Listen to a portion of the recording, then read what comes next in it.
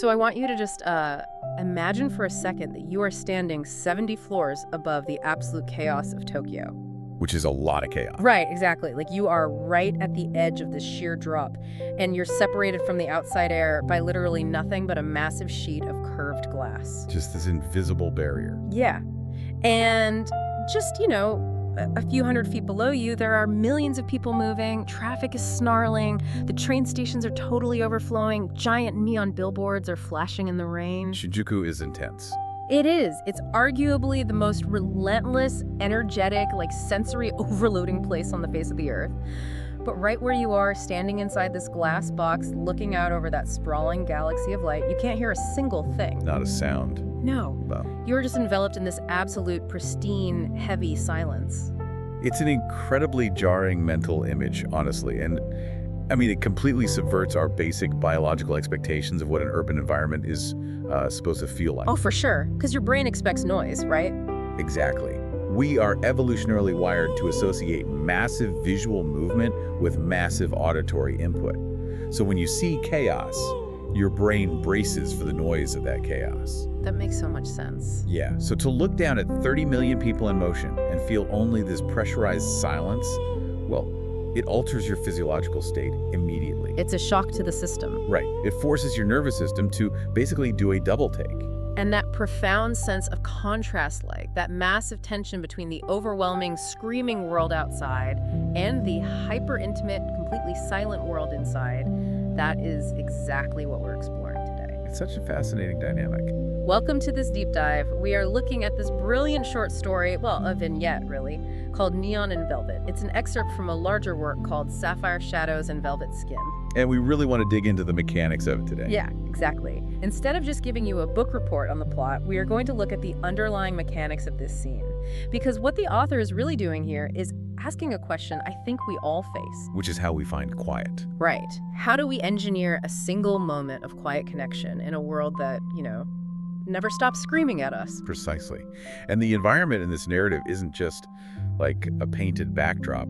It is an active participant in the story. That's practically a character. It really is. Yeah. So we're going to look at the psychology of architectural isolation, the strange physics of how we perceive textures when we're stripped of ambient noise, and how sheer physical elevation actually changes the way human beings communicate. I love that. Because the author uses sensory contrasts, like very specific colors, fabrics, spatial geometries, and acoustic realities to build an atmosphere that is simultaneously extremely isolated and overwhelmingly intimate. And I think everyone listening right now can totally relate to that core desire. We all have this deep-seated fundamental need to carve out a private sanctuary, right? Absolutely. Think about the last time you were in a crowded airport or a packed subway car. What do? You put on your noise-canceling headphones? Exactly. You pull up your hood, you put on your headphones, you try to build this invisible glass box around yourself just to survive the sensory assault of modern life. It's a survival mechanism. It totally is.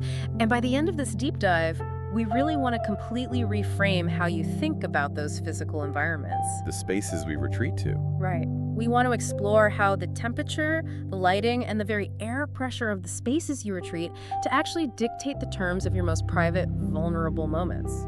So let's establish the physical coordinates of this sanctuary first. The narrative drops us immediately into a very specific location. We are 70 floors above the streets of Shinjuku. Which is such a wild visual. It is. Through these massive floor-to-ceiling curved glass windows, Tokyo is visible as this sprawling, infinite expanse. But, it's the specific visual palette the author chooses that really sets the tone. The colors. Yes, the colors. They don't describe the smog or the concrete or the grime of the city. Tokyo is described exclusively as a, quote, sprawling galaxy of sapphire, neon pink, and gold lights.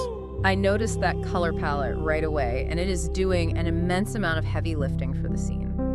We aren't just looking at generic, boring streetlights. Sapphire, neon pink, gold. These are incredibly rich jewel tones. Very deliberate choices. Yeah, it almost feels cinematic, like a highly stylized neo-noir film.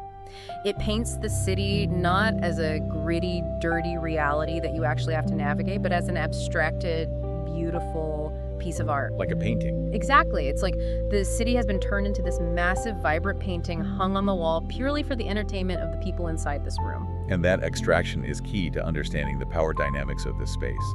Because, I mean, when you are on the ground in Shinjuku, you're at the mercy of the city. It's overwhelming down there. For those who haven't experienced it, Shinjuku Station is literally the busiest railway station in the world. Over 3 million people pass through it every single day. 3 million? That's insane. It's massive. The streets are a labyrinth of blaring advertisements, localized loudspeakers, shoulder-to-shoulder crowds, and just this constant vibrating hum of commerce. It never stops. No, it doesn't. Your amygdala, the part of your brain responsible for processing threats and sensory input, is firing constantly. You are in a state of absolute hypervigilance. But when you go up 70 floors... Exactly. When you take the elevator up 70 floors, you are essentially entering a decompression chamber. Oh, I like that phrase. Decompression chamber. Yeah, in architectural theory, a high-rise penthouse isn't just a symbol of luxury because it has nice countertops or whatever. It's a symbol of power because it offers absolute control over your environment. You literally rise above it all. You do.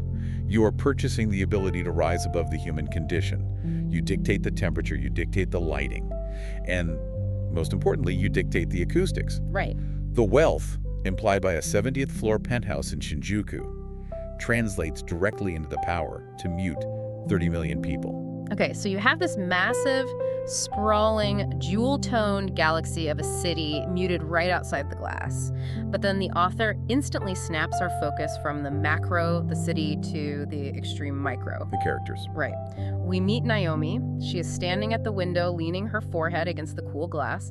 She's holding a tumbler of dark amber whiskey, and she is wearing a midnight blue velvet slip dress that is literally reflecting the ambient glow of the neon city outside. The visual is so striking. It really is. And I want to talk about the textiles here because velvet is such a specific, deliberate choice. Oh, the textile choice is fascinating from a physics standpoint, not just a fashion standpoint.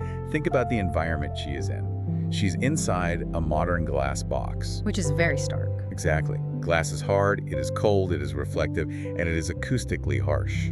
Sound bounces off glass, light pierces through it as a very clinical material. Right, but velvet is the opposite. It's the exact opposite. Because of the way velvet is woven, with that dense raised pile, it actually absorbs light. It traps photons. It also absorbs sound waves. It is inherently heavy, tactile, and light dampening. So by putting Naomi in a midnight blue velvet dress, the author is turning her into this localized center of gravity in the room. A black hole for sensory input, almost. Yeah. The glass is reflecting the city, but she is absorbing it. And there are so many contrasting textures in just that one image of her standing there. Break that down. Well, you have the hard, freezing boundary of the cool glass pressing against her forehead.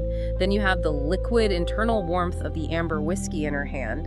And then you have the heavy, light-absorbing friction of the velvet against her skin. And this intense focus on her micro-movements is exactly how the other character in the room, Kenji, is experiencing the space. Yeah, he's totally dialed in. He really is. Across this cavernous penthouse, Kenji is sitting on a low leather sofa, slowly loosening his tie. But he's entirely ignoring this sprawling, billion-dollar view of Tokyo. Which is wild. His dark eyes are fixed exclusively on Naomi's silhouette. Specifically, the text points out that he is watching the slow, rhythmic rise and fall of her shoulders as she breathes. That detail absolutely blew my mind. You have the largest metropolitan economy on the planet swirling outside the window, a literal sea of humanity, and his entire universe has narrowed down to the millimeter by millimeter movement of someone inhaling and exhaling. It's incredibly intimate. It's almost microscopic. It is, and there's a very well-documented psychological mechanism at play here. When human beings are placed in environments characterized by vast, overwhelming, or infinite scale, our nervous systems often compensate by hyper-focusing on the immediate and the intimate. Oh, really? Yeah. Think of researchers stationed in the vast emptiness of Antarctica, or astronauts looking out at the infinite void of space. The external vastness is so conceptually overwhelming that the brain essentially shrinks the boundaries of reality to the edges of the room. Wow, that's fascinating. The people inside that pressurized space become the entire world. The external infinity forces an intense, almost uncomfortable internal focus. Oh, that makes so much sense. It's like a pressure differential. Yeah. You know how in a deep-sea submersible, the crushing weight of the entire ocean is actively pushing in on the hull? Right, the displacement. Exactly. The physical pressure outside creates this incredibly tense, pressurized atmosphere on the inside. That's what's happening here. The psychological weight of Tokyo, the sheer density of those 3 million people down in Shinjuku Station, is pushing against that curved glass. It makes the silence inside the room feel heavy. It's not a peaceful silence, it's a coiled, pressurized silence. I think the submersible analogy is conceptually solid, but I would argue it's even more active than that. Really? How so? Well, in a submersible, you are just surviving the pressure. Here, the characters are actively utilizing the isolation. The tension inside this penthouse is coiled so tightly because of the infinite expanse right outside the window. They are hyper-aware of what they are shutting out. Yeah. Ah, I see. But you can't live in that state of coiled tension forever. No, eventually it has to break. Right. You can't just stand on opposite sides of a room absorbing that kind of atmospheric pressure without something snapping. That intense visual stillness has to break. And that brings us to Act 2. Yes. The deliberate, almost predatory kinetics of how Kenji actually moves across the room. The text describes this approach with such methodical, painstaking detail. It's not rushed at all. Not at all. He doesn't just walk over to her. He stands up. He discards his suit jacket, letting it drop to the floor. He crosses the room. He takes the tumbler of amber whiskey from her hand and sets it on a nearby ledge. The pacing here is critical. The author slows the narrative time down to a complete crawl. We are moving from the stillness of the first scene into a sequence of very deliberate, choreographed actions. Everything matters. Exactly. Every movement carries symbolic weight. I mean, let's look at the geometry of what he's doing. He is systematically removing barriers, right? The suit jacket dropping to the floor. That is him shedding his armor. Taking off the public persona. Exactly. He's taking off the corporate, public-facing persona that he has to wear out in the chaotic world below. He leaves it on the floor. But taking the tumbler away from her, that felt so intimate and almost authoritative. The removal of the tumbler is arguably the most important physical action in the entire narrative so far. Really? More than the jacket? I think so. Think about human behavior in socially tense situations. What do you do when you are at a party and you feel awkward or you don't know anyone? You grab a drink? You grab a drink, you look at your phone, you put a physical prop in your hands. A drink acts as a shield. It gives your hands a task. It provides a physical barrier between your body and someone else. And taking a sip gives you a built-in excuse to look away or pause before speaking. Oh, that is so true. So by gently taking that glass out of her hand and setting it aside, Kenji is quietly but firmly disarming her. He is literally stripping away the final physical distraction in the room. And then we get the physical geometry of the embrace itself. Which is also very telling. It is. He doesn't step up next to her and look out the window side by side. He steps behind her. He wraps his arms around her waist, pulling her back against his chest until, and the author specifically notes this, she can feel the steady, rapid thud of his heartbeat through his shirt. Notice what has happened to the sensory inputs here. A complete shift. Yes. The entire first part of this narrative was intensely visual. We were looking at sapphire neon, looking at the city, looking at his silhouette, watching shoulders rise and fall. All eyesight. Right. But the second Kenji initiates physical contact, the sensory palette of the story shifts entirely from the visual to the tactile and the auditory. We transition from seeing a sprawling galaxy to feeling the localized rapid thud of a human heart. It's a complete grounding technique. Exactly. The somatosensory system, the part of the brain that processes touch and body position, overrides the visual cortex in moments of intense physical contact. He is physically anchoring her to the reality of the room, pulling her out of her visual abstraction of the city. Which perfectly sets up the dialogue exchange that happens next. It's the first time anyone speaks. The tension is so high here. It is. They are standing there. She is pressed against him. They are looking at their reflection in the massive glass window over this neon city. And Naomi whispers, "The city looks beautiful tonight." And Kenji's response. Right. Kenji doesn't miss a beat. The text describes his voice as a low, gravelly baritone against her ear. And he simply replies, "I'm not looking at the city." It's a very sharp, very revealing exchange. See, I have a theory about Naomi's line here. Because on the surface, it sounds like a romantic observation. But I think she is totally deflecting. Oh, interesting. Yeah, I think she is using the sprawling view of the city as a conversational shield because the silence in the room and the reality of his heartbeat against her back has just become way too intense. Like she's trying to escape the moment.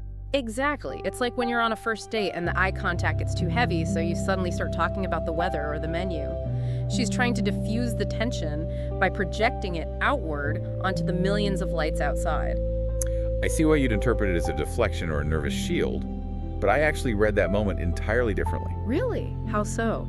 If we look at the cultural and architectural context, there is a Japanese concept called mei, spelled M-A. It loosely translates to negative space or gap. Okay, I'm with you. In art, it's the empty space on a canvas that gives the subject meaning. In conversation, it is the deliberate, pregnant pause. I don't think Naomi is hiding behind the city at all. I think she is deliberately deploying a conversational void. Oh, wow. By stating something so obvious and external, the city looks beautiful. She is creating a negative space for him to fill. She is testing his focus. So you don't think she's running away from the tension? You think she's holding the door open to see if he'll walk through it? Yeah, precisely. If he agrees with her and says, yes, it is beautiful, he allows the tension to diffuse out into the city. He accepts the distraction. He takes the easy way out. Exactly. But he refuses the void. His response, I'm not looking at the city, is an absolute rejection of the external world. He takes that negative space she created and fills it entirely with his own presence. It's like a gravitational pull. Yeah. She tries to expand their orbit out into the infinite galaxy outside, and with one sentence, he reels her straight back into the absolute center of the room. He grounds the scene. He collapses the universe down to a radius of 0, and the author immediately follows up that psychological pull with a deeply physical one. The text says, he slid his hands down to her hips, his fingers gripping the heavy velvet of her dress, pulling her firmly against him. A sudden, exquisite shiver ran down Naomi's spine as his lips brushed her jawline. And there we have the culmination of the sensory shift. The visual shield of the glass is completely dropped. The conversational gap is closed. The emotional approach is complete. And once that happens, the entire environment seems to shift to accommodate them. We move from this slow, deliberate emotional approach into a phase where the physical boundaries between them literally begin to dissolve. Which is beautifully described. It really is. Kenji turns her around to face him. The author notes that his gaze is intense and unblinking in the dim, neon-tinted light. He reaches behind her, slowly lowers the zipper of the velvet dress, and lets that heavy, light-absorbing fabric slide down her body and drop to the floor. Think about the symbolic weight of that dress falling. Earlier, we established that the midnight blue velvet was reflecting the ambient glow of the city. Right, it was mirroring the outside. Exactly. It was acting as a mirror of the outside world, absorbing its light and sound. By stepping out of the dress, the final piece of armor is gone. The reflection of Tokyo is literally discarded on the floor. And the sensory details the author uses here go into absolute overdrive. He lifts her onto this wide, low-profile leather sofa, and the text goes out of its way to explicitly highlight the tactile contrast. This is a crucial moment. It says, the cool texture of the leather contrasted sharply with the burning feverish heat of their bare skin. That is such a vivid, almost jarring description. It is deeply jarring, and it's meant to be. We really need to unpack the author's use of contrasting textures throughout this sequence because it is masterful. Yeah, let's talk about the textures. Look at the progression. We started with a heavy, light-absorbing, almost suffocating friction of velvet. Then we moved to the sleek, cool, almost clinical, unyielding surface of leather. And finally, we arrive at the organic, burning, radiating heat of bare human skin. Why does that specific contrast like cool leather and hot skin feel so intense to read about? It has to do with how our somatosensory cortex processes information. Our brains are essentially prediction machines.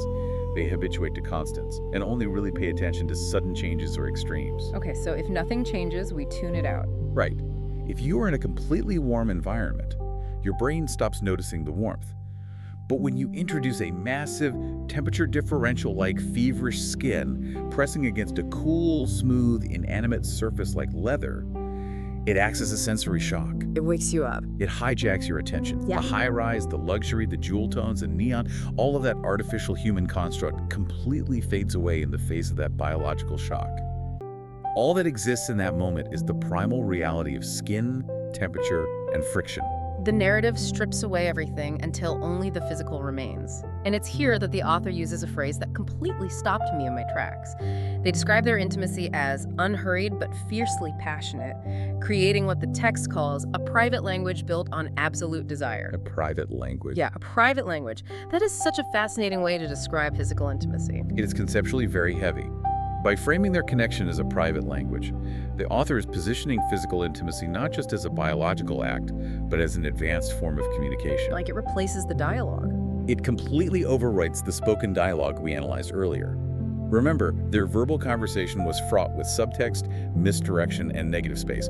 They were talking about the city when they met each other. Words are easily manipulated. Right, words can be a shield. Exactly. But now, the verbal gives way to the physical. And the physical is a language where neither of them can lie, deflect, or misdirect. It is built, as the text says, on absolute desire. It is pure, unmediated biological truth.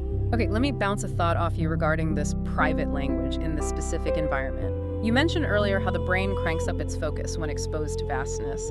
But what happens when you completely remove ambient input? Like total silence. Yeah. Like if you've ever read about sensory deprivation tanks, where you float in pitch black, body temperature salt water in absolute silence, the brain gets starved of external input. And it compensates. It overcompensates. In response, the auditory cortex cranks up its internal gain to maximum. You start hearing your own heartbeat like a bass drum. You can hear the fluid moving in your joints. You can literally hear your own eyelids blinking. It's deafening. Yes, the neurological phenomenon is actually called sensory amplification via deprivation. When the baseline noise floor drops to zero, the smallest microsounds become functionally deafening. So if we take that science and apply it to the 70th floor glass box, by framing their connection as private language occurring in this perfectly silent, elevated incubator, is the author suggesting something deeper? I think so. Are they saying that true, profound understanding between two human beings can only actually happen when the deafening noise of the rest of the world is completely shut out? Like, do we fundamentally need a sensory deprivation tank just to be able to truly hear another person? That is the beautiful thematic irony of the acoustics in this narrative. The author answered your question explicitly in the final sentence of this sequence. So read. Listen to how they describe the auditory reality of the room. Every gasp, every whispered word, and every tightly clenched hand was amplified by the quiet acoustics of the high-rise, completely drowning out the massive city moving beneath them. Drowning out the city, that line is incredible. Think about the sheer scale of the physics being described there. Tokyo is a monument to human civilization.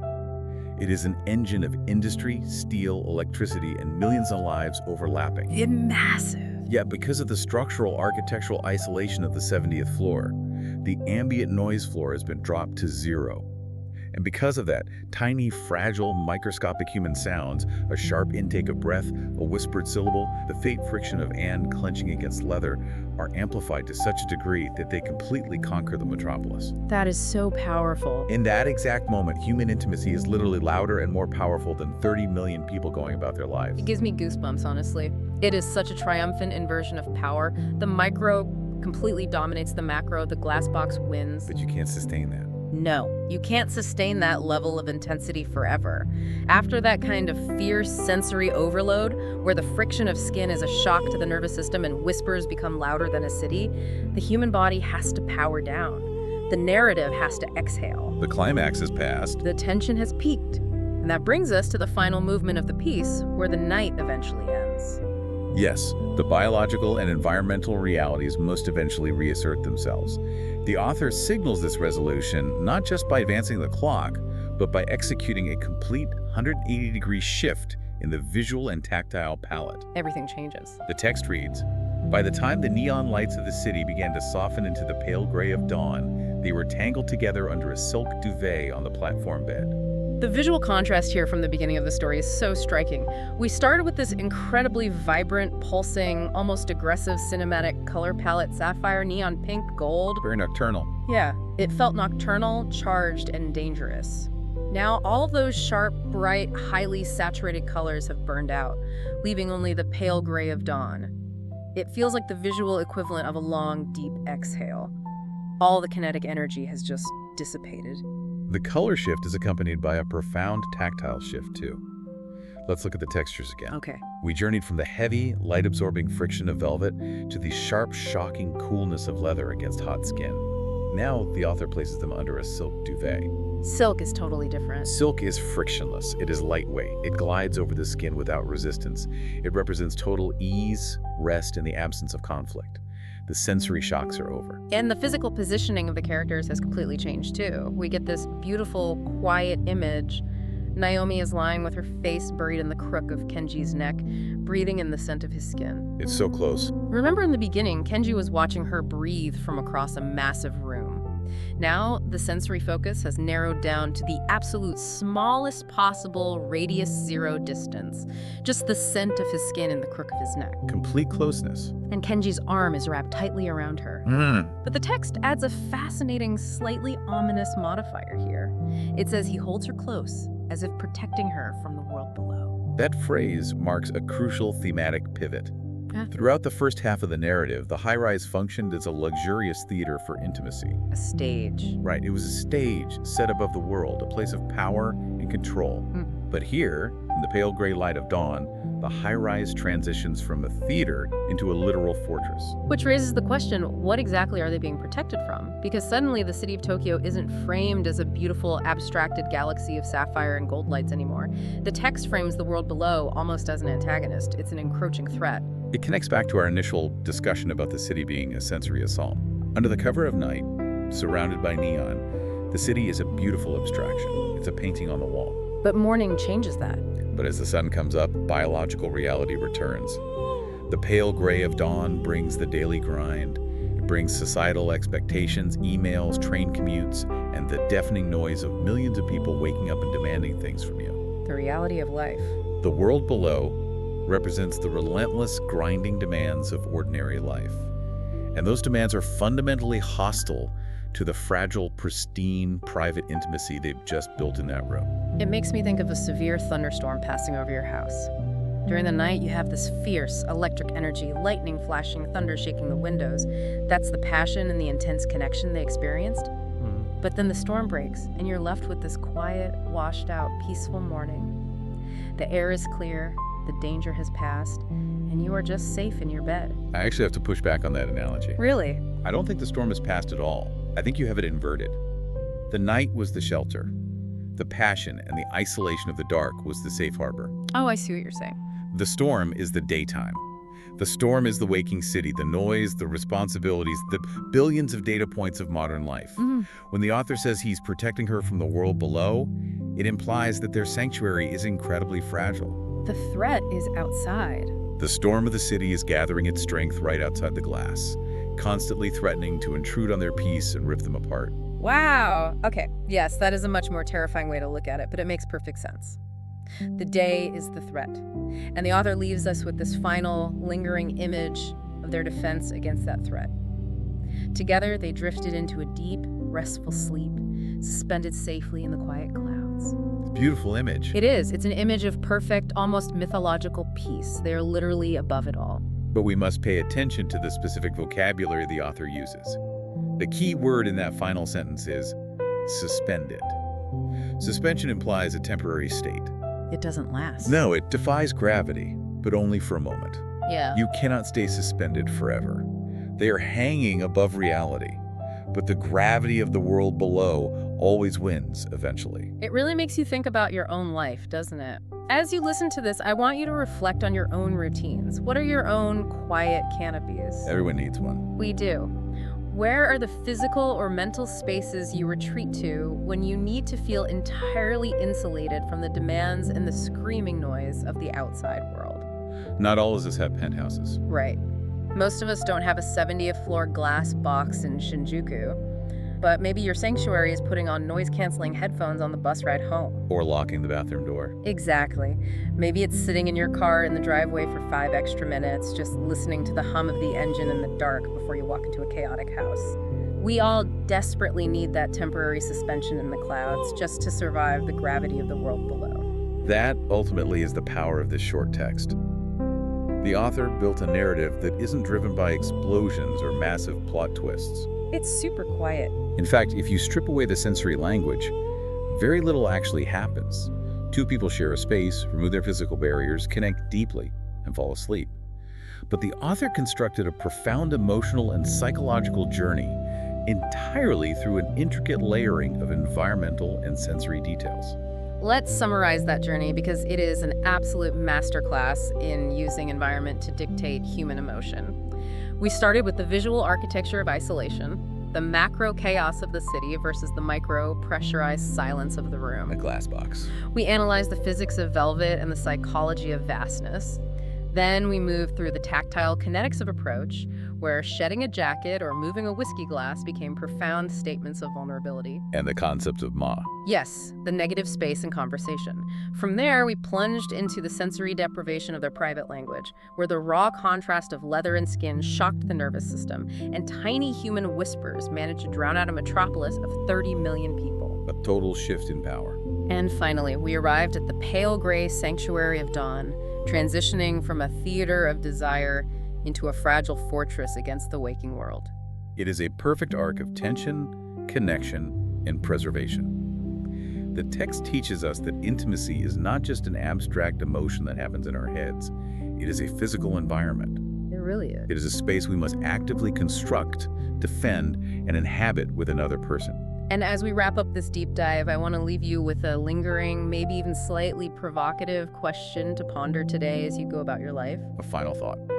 The text ends perfectly, with Naomi and Kenji suspended safely in the quiet clouds.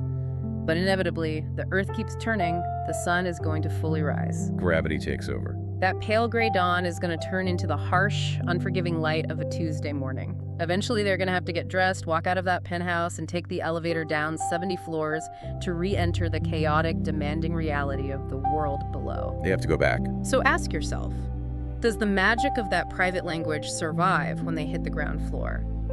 Can the profound, absolute connection they found in the pressurized silence of the clouds withstand the deafening noise of the streets? That's the real test. Or is this kind of pure, protective, pristine intimacy something that can only exist when we are suspended far above reality, hiding in the sapphire shadows? It's definitely something to think about. Keep carving out your own quiet canopies. We'll see you on the next deep dive.